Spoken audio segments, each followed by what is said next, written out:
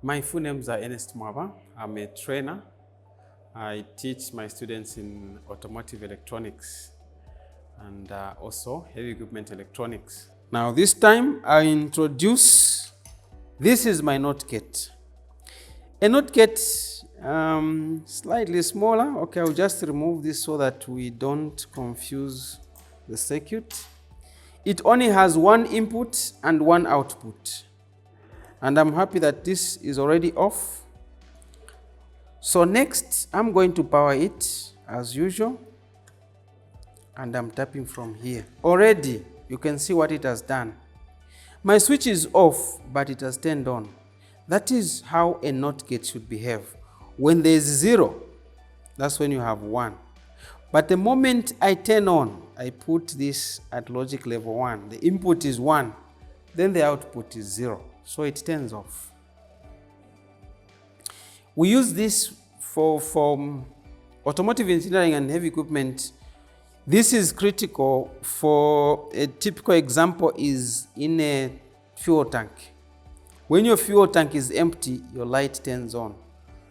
When you put fuel in that tank, meaning 1, then that light goes off. That's just one quick application. Now we said that this NOT gate does not always work alone. When you combine a NOT gate and an AND gate, you have a NAND gate. Let's pick up a NAND gate and see how it's going to behave.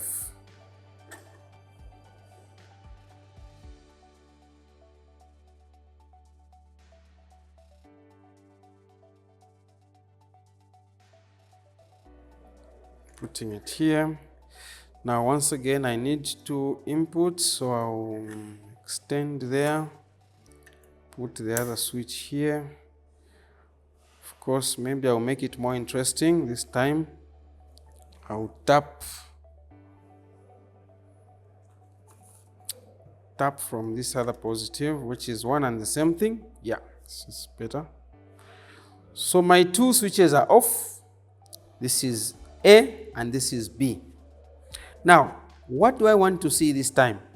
Once again, this circuit can only work if I power this component. That's it. Look at the behavior already. Remember what we said about an AND gate. An AND gate requires A and B to be at logic level 1 in order for this to be off. Meaning anything else you do, that light remains off until you connect A as well as B. Now, what does this mean? Here is the opposite. Here, both of them are off, but look at my output. It's already at logic level 1, which of course explains it. What if I decide to turn on 1? I put it at logic level 1. The same thing. Let me turn it off. Then I turn on B, it's the same thing. Meaning, whatever I put here, 0, 1, 0, 0, those will still be on. But, because it's the opposite of an AND gate, look at what happens when I turn on both this and that one.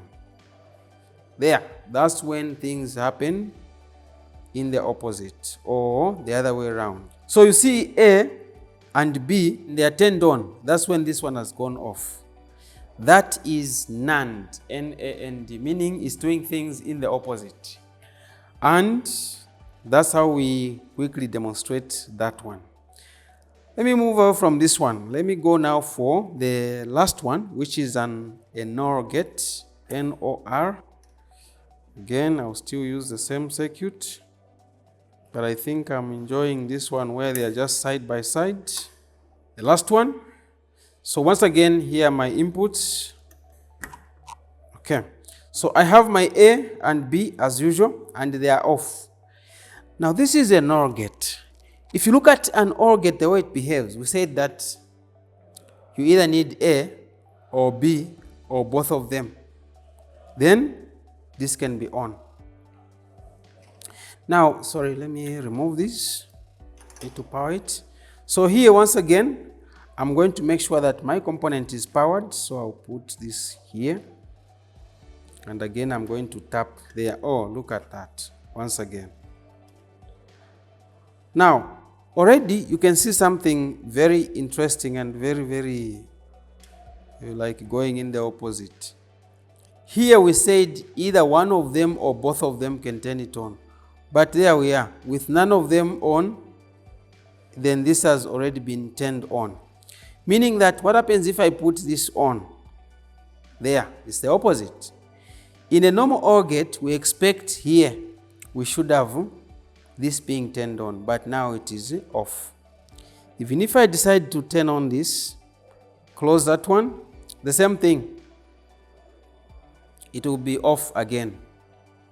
Again, if I close, I try to close both of them. A is on and B is also on. Again, it's the same thing. It's also going to be off. But if it's a normal OR gate, this was supposed to be on, meaning this is also turned on, just like that.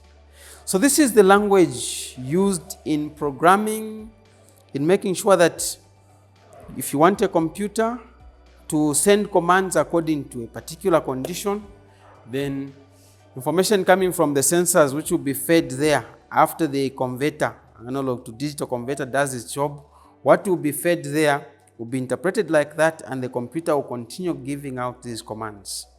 But once someone understands from the theory, this demo of the practical makes it easier now to go and work on the actual. So this is the last component.